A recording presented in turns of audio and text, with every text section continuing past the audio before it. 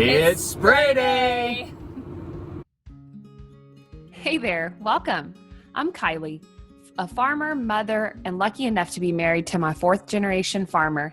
Together, we raise corn, soybeans, hogs, and kids. Thanks for tuning in. Enjoy. It's go time. So the sprayer is my least favorite piece of equipment to ride in. I get horrible motion sickness, so this will be a true test of our marriage.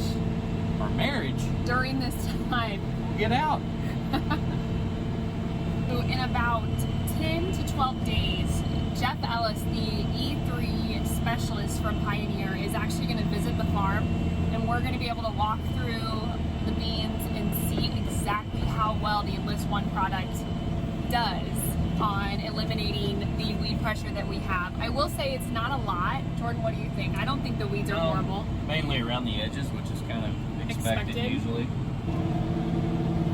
What are the main weeds that you see, like in our field, that we're trying to get rid of? So probably the biggest thing I'm seeing the most pressure with is cucumbers. There's just a little bit of ragweed.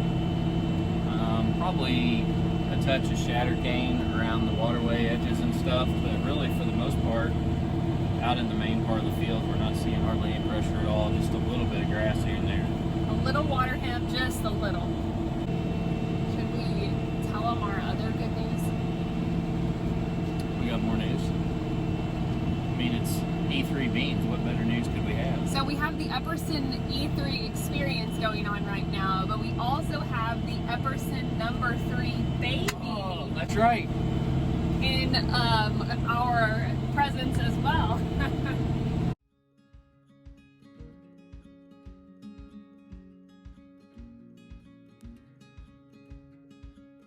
What do you think?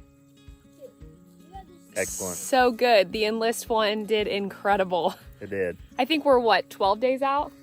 Yeah. I mean, From we'd spring? have had some stuff that would have been extremely hard to take care of. That was a little bit bigger and probably might have started getting away from us, and it absolutely took care of it.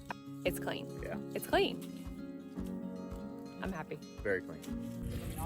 So we're heading out here with Jeff Ellis. We're going to catch up with him in just a second, but it is July 31st and it's muddy here. Like, this is the gift to every farmer in our area. It is muddy. We have great moisture. It's been raining on and off the last 3 days, and like, we just couldn't be happier. I hear you know a lot about the Enlist herbicide program. Yep.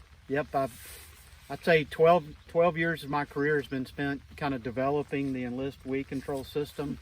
And I've seen it from kind of its early days in developing it, all the way now to commercialization of the system.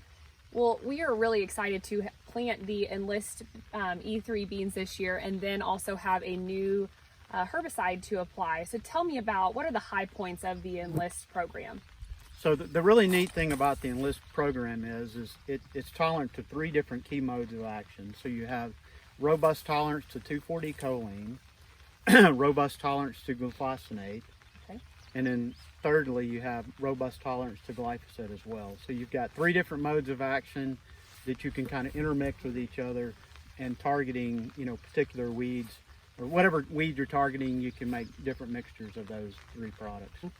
We chose to put on Enlist One. Do you want to maybe feature that product?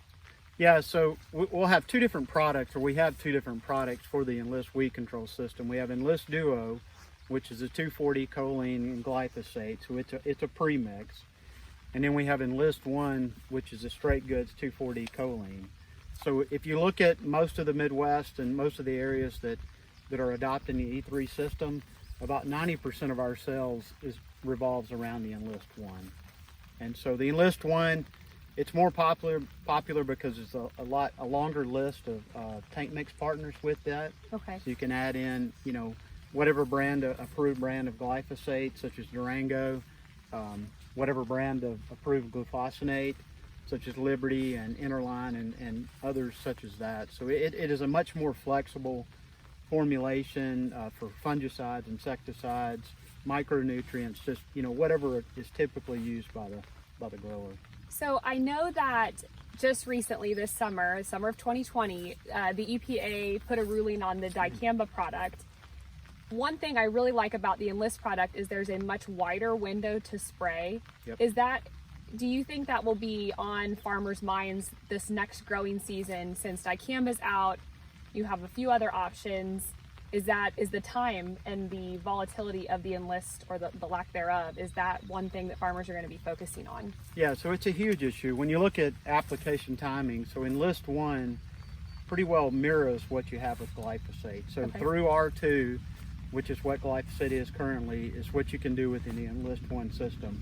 So the other popular tank mix partner is Liberty, or glufosinate. It's able to be applied through R1. So Enlist 1, would go through that timing as well. So, a lot of states, Missouri's got 45 days after planting with the dicamba, whereas, with the Enlist system, regardless of the state you're in, it's based on growth stage rather than a predetermined date set by the state. Okay. Or by the EPA. Very interesting. I really appreciate you being here today. Thank you. Well, thank you for having me.